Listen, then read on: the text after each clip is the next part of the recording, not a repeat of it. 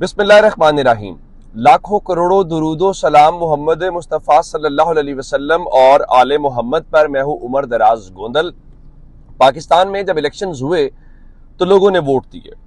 लोगों ने ये नहीं देखा कौन उम्मीदवार है, लोगों ने ये नहीं देखा इसका इंतखाबी निशान क्या है। लोगों ने सिर्फ एक बात देखी। बस मैं मुख्तलिफ पोलिंग स्टेशन के ऊपर मौजूद था। लोग आते थे, इवन प्रिजाइडिंग अफसर से ये पूछते थे या अमले से पूछते थे कि यहाँ इमरान खान की पार्टी का उम्मीदवार कौन है, उसका इंतखाबी निशान कौन है। और इमरान खान के नाम पर वोट लेने वाले बहुत सारे लोग असम्बली में पहुंच गए। कोई कौमी असम्बली में पहुंच गया, कोई सेनेट में पहुंच गया, कोई सूबाई असम्बली में पहुंच गया।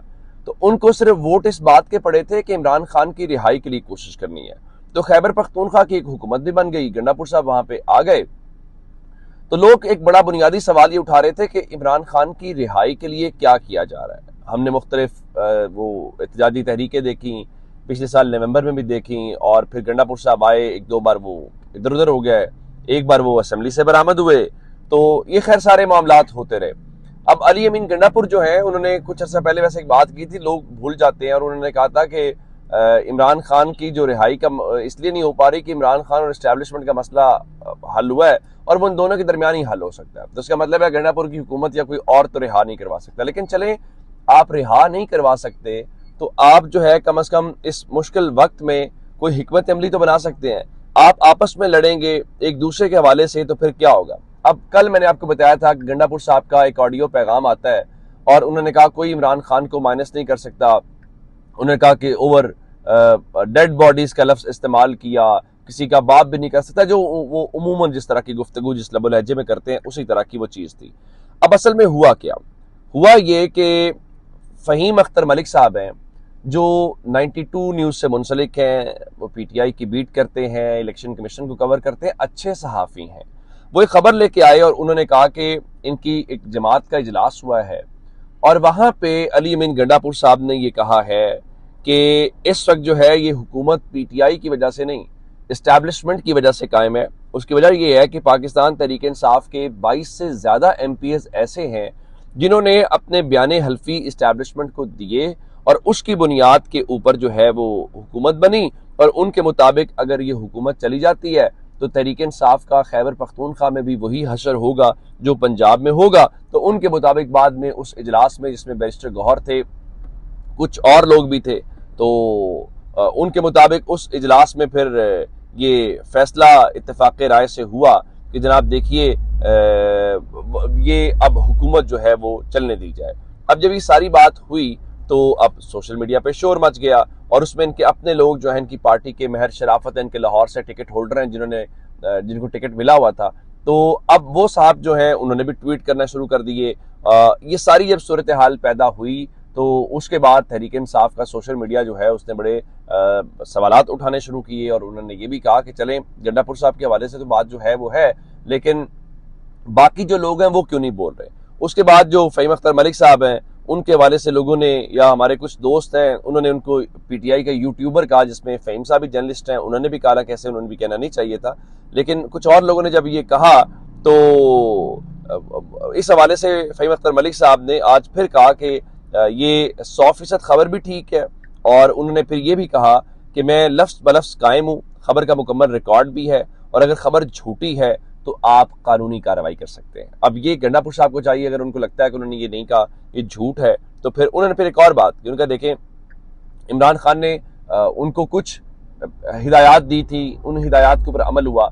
मिसाल के तौर के ऊपर इमरान खान ने ये कहा था कि आप सितंबर में जलसा करेंगे। आज 14 सितंबर है, जलसे की तारीख पीटीआई ने अभी तक नहीं दी। उसके बाद उनको कहा गया था, इमरान खान ने नाम लेके कहा मेरे से मुलाकात करने आए, मुझे ब्रीफ करें, आप मुलाकात करने नहीं आए।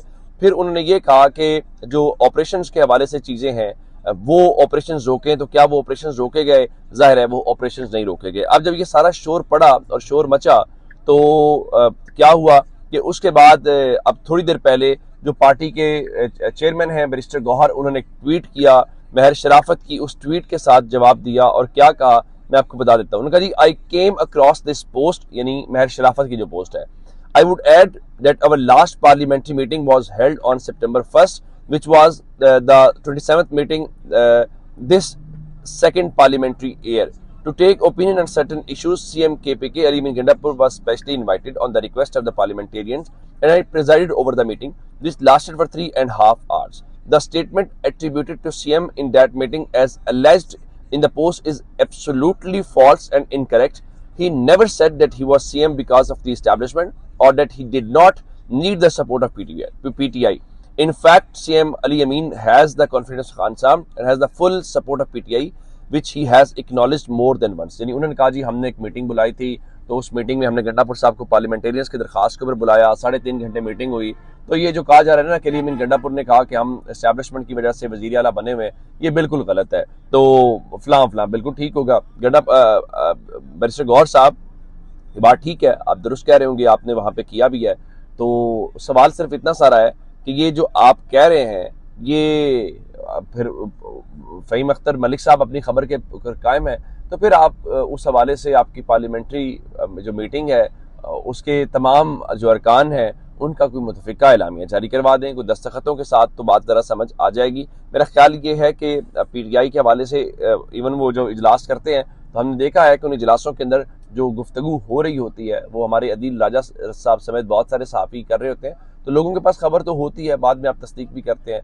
तो इन चीज़ों को आप जो है वो डिनाई नहीं कर सकते। अगर ये गुफ्तगू नहीं हुई तो फिर गंडापुर साहब को जाना चाहिए इमरान खान से मिलने के लिए, जलसे की तारीख देनी चाहिए और बताना चाहिए कि आप ऑपरेशन, आप तो कहते हैं हो ही नहीं रहा, इंटेलिजेंस बेस्ड कार्रवाइयाँ हो रही हैं और आपके जो स्पीकर हैं वो कुछ और बात करते हैं। तो कुछ इशू तो है, गंडापुर साहब को ये ठीक है, वो इंजॉय कर रहे हैं अपनी वजारत आला, उनको इंजॉय करना भी चाहिए, लेकिन आपकी पार्टी को नुकसान हो रहा है। उसकी वजह यह है जिन उसूलों के ऊपर लोगों ने आपको पसंद किया या अवामी नेशनल पार्टी या JUI के ऊपर तरजीह दी, अगर वही चीज़ें आप में भी होंगी तो लोगों को क्या ज़रूरत है कि आपको वोट दें या आपको मुंतखब करें। ये तो लोगों ने इमरान खान के उस कॉज को दिया। अच्छा, अगली बात जो कहा जा रहा है जी पंजाब वाला हशर हो जाएगा, अब एक बार फिर कल 15 तारीख को आप जानते हैं कि तोशा खाना 2 केस की समाअत है अडयाला जेल के अंदर, तो आज रात को ये पता भी चल जाएगा कि आया वो समाअत होनी है कि नहीं होनी, क्योंकि लास्ट टाइम भी उन्होंने कहा जी जो जुडिशल कॉम्प्लेक्स है वहां से होगी और वहां पे होकर उन्होंने बगैर किसी समाअत के उस कार्रवाई को मुलतवी किया। तो अब जो पंजाब की चीफ है इनकी PTI की आलिया हमजा, उन्होंने हिदायत दी हैं और तमाम MNS को कहा है कि वो अडयाला जेल पहुंचेंगे। पंजाब के तमाम सेनेटर्स, MPs, MNS और इसके अलावा ticket holders, stake holders Rawalpindi के जो है वो बनाएंगे और उनका हाजिरी की, गैर हाजिरी की किसी किस्म की कोई गुंजाइश नहीं होगी। आप अंदाजा करें कि तहरीक इंसाफ के लिए इस वक्त चैलेंज ये भी है, यानी मिसाल के तौर के ऊपर लास्ट पेशी के ऊपर या जब अलीमा खान साहबा के साथ वहाँ पे सब कुछ उनको मुलाकात नहीं करने दी जाती, तो पाकिस्तान तहरीक इंसाफ के लोग कितने जाते हैं, देखें उससे फ़र्क नहीं पड़ता। लेकिन जब आपके MNS, MPs वहाँ बैठे हों, आपके वजीर बैठे हों, तो एक दबाव है। आपको चाहिए कि हर इमरान खान की और उनकी फैमिली के केस को लेकर या जो इंपॉर्टेंट केसेस अदालतों के अंदर लगे हुए, जब अदालत में 60 MPs बैठे हों, 60 MNS बैठे हों या 150 इलेक्टेड लोग बैठे हों, तो आप जज साहब को भी पता होता है, आखिर उनका भी कोई उन MNS, MPs का आप जो मर्जी कर लें, एक डेकोरम होता है, या उनके एक वर्थ है, उनके एक वेटेज है, उनका एक वजन है। लेकिन यूं लग रहा है कि वो सारे एक अपनी हाजिरी तो लगवाते हैं, लेकिन जिस तरह से उनको प्रेजेंस शो करनी चाहिए या जो चीज़ें करनी चाहिए, वहाँ पे कुछ कमियां कोताहियां ज़रूर हैं और पार्टी को इसके ऊपर गौर करना चाहिए, क्योंकि एट द एंड आज किसी और को उठाया जा रहा है तो आप नहीं जा रहे, कल आपकी बारी आएगी, तो ये आपको मुश्तरका तौर पर हिकमत अमली जो है वो अपनानी पड़ेगी। तो जब तक के अपडेट से अपना बहुत सारा ख्याल रखिएगा। खुदा हाफिज़।